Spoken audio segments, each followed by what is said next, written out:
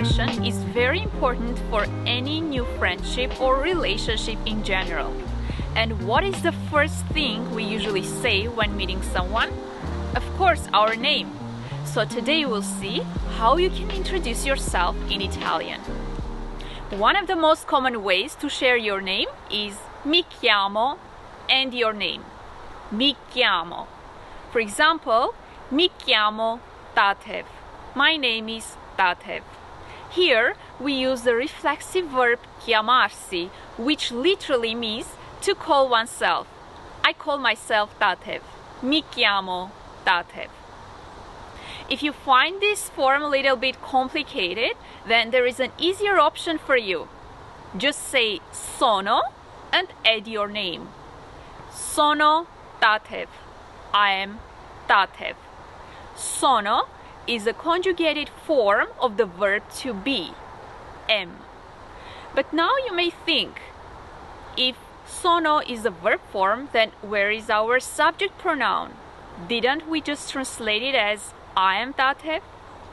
The good news is that in Italian, the subject pronouns are most of the time omitted because the verb form already indicates who is speaking or who is being spoken about, unless there is a need for emphasis or clarification, which is quite a different story that we'll discuss another time.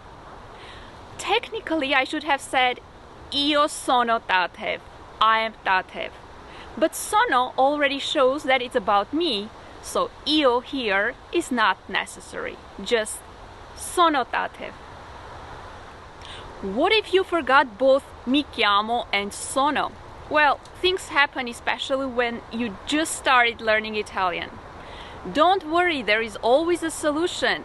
You can just say your name after greeting the person. For example, buongiorno, TATEV. It's quite acceptable. If you want to ask somebody's name, then in an informal situation you say come ti chiami? What is your name? Come ti chiami?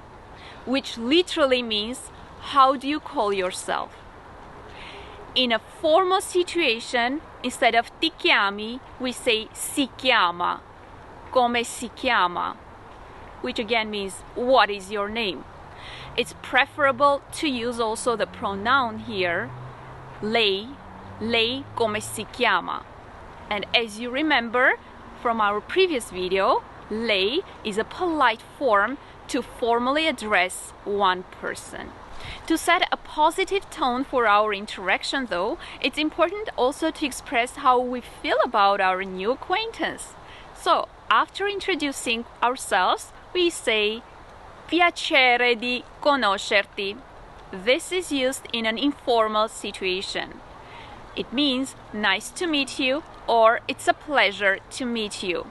Piacere di conoscerti.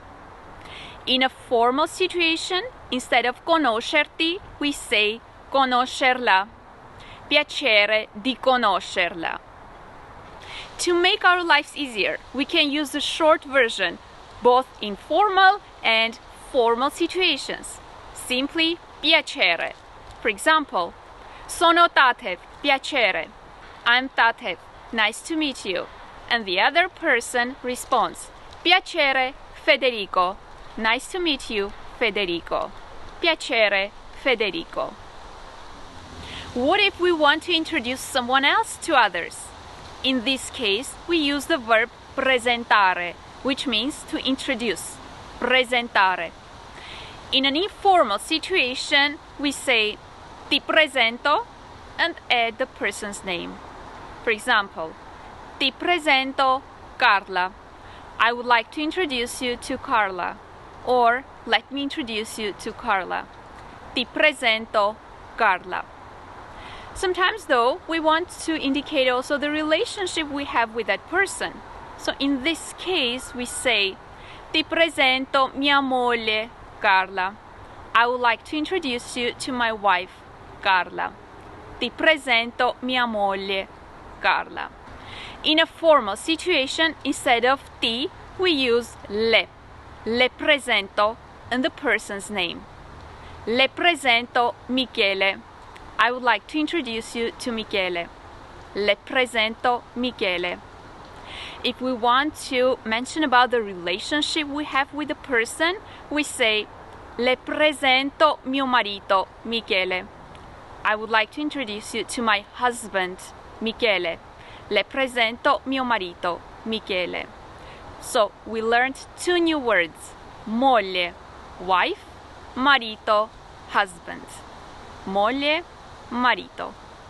What if you forgot how to make proper introductions? In this case, you can slightly gesture towards a person and just say his name. For example, I turn to my husband and say, mio marito, Michele. My husband, Michele. Remember, there is always a solution, and you can always save the situation using your gestures. I know introductions can be quite stressful, especially when interacting in a foreign language, and focusing too much on finding the proper word, or even worse, forgetting the proper word, can make us feel even more uncomfortable and nervous. Always keep a bright and genuine smile on your face, because that's one of the best tools to reduce the pressure and create a positive environment. Also, keep an eye contact to show you are open and engaged. Remember, you may not impress people with your rich vocabulary, but you can still make a great first impression with your good manners, which will eventually lead to building strong relationships and cultivating new friendships.